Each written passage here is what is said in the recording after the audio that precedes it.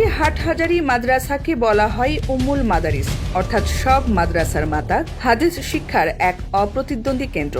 কিন্তু ইতিহাস বলে এই পবিত্র প্রতিষ্ঠানও রক্ষা পায়নি নামদারি ধর্মীয় পোশাকে রাজনীতি করা দলের রাজনৈতিক থাবা থেকে।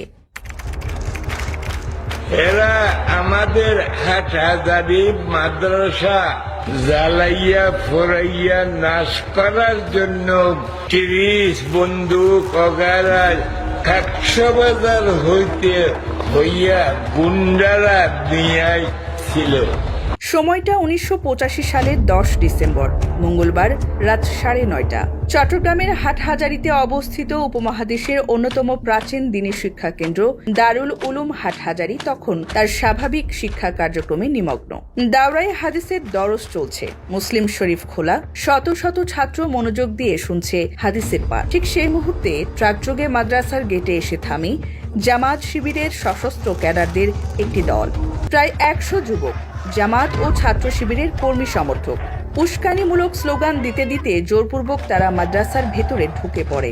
আতঙ্ক ছড়াতে একাধিক পটকা বিস্ফোরণ ঘটানো হয়। এটা কোনো হঠাৎ ঘটনা ছিল না, ছিল পরিকল্পিত, সংগঠিত এবং নেতৃত্বাধীন হামলা। হামলাকারীরা আগেই ভাগ হয়ে যায় কয়েকটি দলে। এক দল যায় মুহতামিমের দপ্তরে, দরজা ভাঙার চেষ্টা, অশালীন ভাষায় হুমকি আর মুহতামিমকে অপসারণের চাপ। আরেক দল সরাসরি ঢুকে পড়ে দারুল হাদিসের শ্রেণীকক্ষে।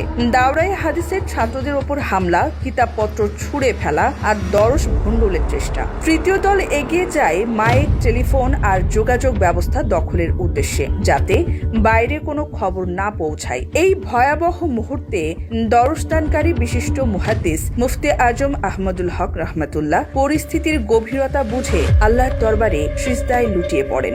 একদিকে ছিল সন্ত্রাস, অন্যদিকে ইলম ও তাকওয়ার নিঃশব্দ দৃঢ়তা। প্রত্যক্ষদর্শীরা জানান হামলাকারীদের হাতে ছিল ছুরি, ইরিচ, লোহার রড, লাঠি, মরিচের গুঁড়া, বিস্ফোরক দ্রব্য। ভয় দেখাতে ছিল খেলনা পিস্তলও। এমনকি মাদ্রাসার কক্ষ ও গেট তালাবদ্ধ করার জন্য আনা হয়েছিল বিপুল পরিমাণ তালা। এই অস্ত্র ভান্ডারী প্রমাণ করে এটা কোনো ছাত্র আন্দোলন নয়, এটা ছিল সশস্ত্র দখল চেষ্টা।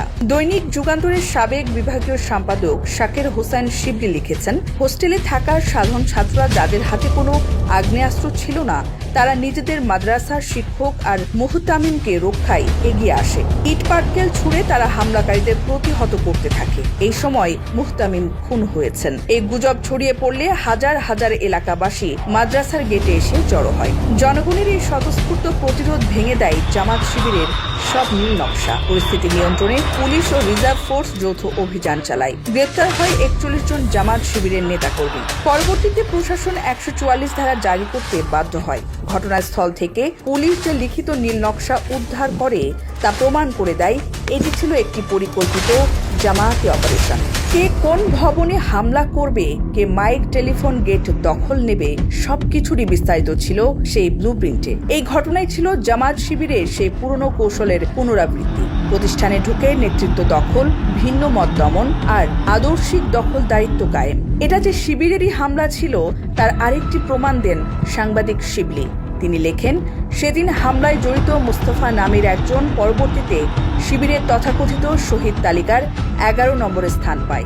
গোয়েন্দা রিপোর্ট বলছে এই হামলার মূল উদ্দেশ্য ছিল তৎকালীন মুহতামিমকে অপসারণ, দেওবন্দি ধারাকে বিলুপ্ত করা এবং হাটহাজারীতে জামাতপন্থী প্রশাসন কায়েম করা, অর্থাৎ উম্মুল মাদারিসকে জামায়াতি মতাদর্শের ঘাঁটিতে পরিণত করার অপচেষ্টা।